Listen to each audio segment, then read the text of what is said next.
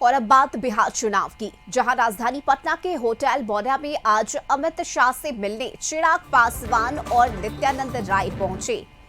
ये बड़ी खबर हम आपको बता रहे हैं, जहां नित्यानंद राय पटना मेयर के बेटे और बीजेपी के बागी नेता सुशील कुमार के साथ पहुंचे।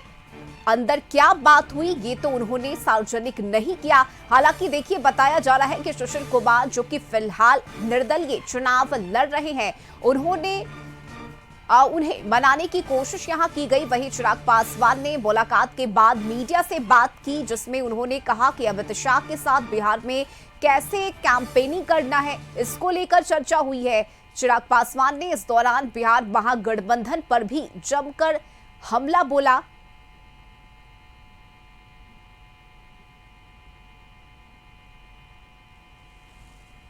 हम लोगों के गठबंधन की ये खूबसूरती और ये ताकत है कि हम लोग एक दूसरे का हाथ पकड़कर, एक दूसरे का सहयोग कर गठबंधन को मजबूती देते हुए एक ऐतिहासिक जीत की ओर अग्रसर हो रहे हैं, ताकि उस विकसित बिहार का निर्माण कर सकें जो मेरे प्रधानमंत्री जी के लक्ष्यों में 2047 तक जब भारत एक विकसित देश बने तो उसमें बिहार सबसे विकसित राज्यों में हो, ये प्राथमिकता मेरे प्रधानमंत्री की रही है। तीसरी बार सरकार बनने के बाद जिस तरीके से प्रधानमंत्री जी साल भर के भीतर 11 बार बिहार आ चुके हैं, ये दर्शाता है कि उनकी प्राथमिकता में किस तरीके से बिहार और बिहारी हैं। और संवाददाता अंकित इस वक्त हमारे साथ जुड़े हुए हैं।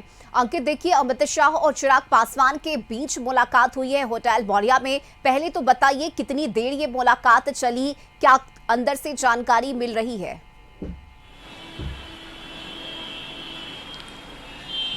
जी रश्मि, देखिए, ये मुलाकात लगभग 15 मिनट तक चली। बंद कमरे में मुलाकात हुई है पटना के होटल मौर्या में चिराग पासवान से, और चुनावी रणनीति को लेकर के आगे कैसे तैयारी करना है, किस विधानसभा में कैसे कैंपेनिंग करना है, इन तमाम मुद्दों पर चर्चाएं हुई।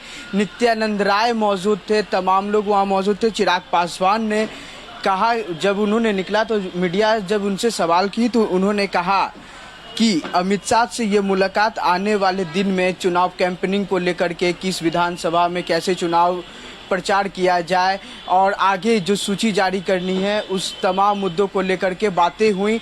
साथ ही यह भी बोल रहे हैं, उन्होंने महागठबंधन पे भी जोरदार हमला बोला। उन्होंने कहा कि अपने ही प्रत्याशियों को वो लोग एक ही जगह पर दो प्रत्याशी उतार दे रहे हैं, चाहे वो आरजेडी हो या फिर बीजेपी हो, बीजेपी माफ करिएगा, कांग्रेस हो। तो उन लोगों में आपसी संबंध जो है वो नहीं बन पा रहा है, वो घटक दल पे भी। जी रश्मि।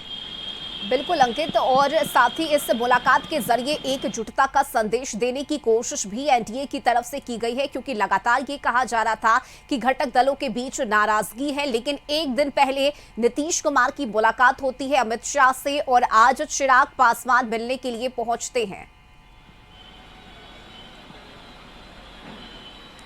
देखिए, ये जो बैठक है वो काफ़ी अहम है।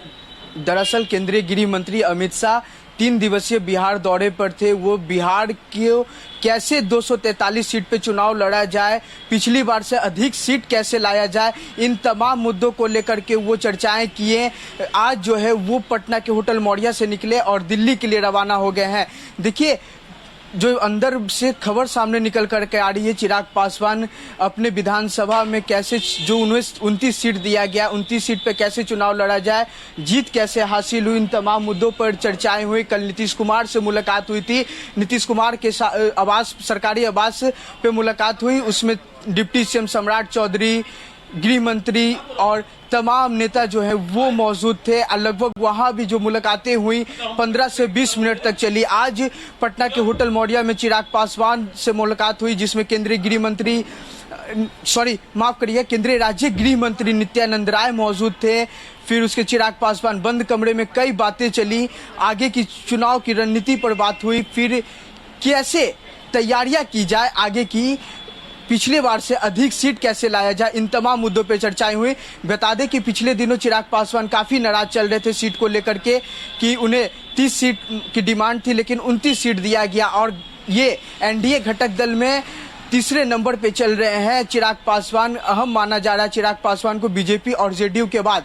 अब देखने वाली बात यह होगी कि आगे की रणनीतियां क्या तैयार हुई है और क्या। चिराग पासवान तो साफ तौर पे उन्होंने कहा कि जो बातें हुई है कि आगे की कैसे रणनीति, किस विधानसभा में कैसे हम लोग प्रचार प्रसार करें, इन तमाम मुद्दों पर चर्चाएं हुई।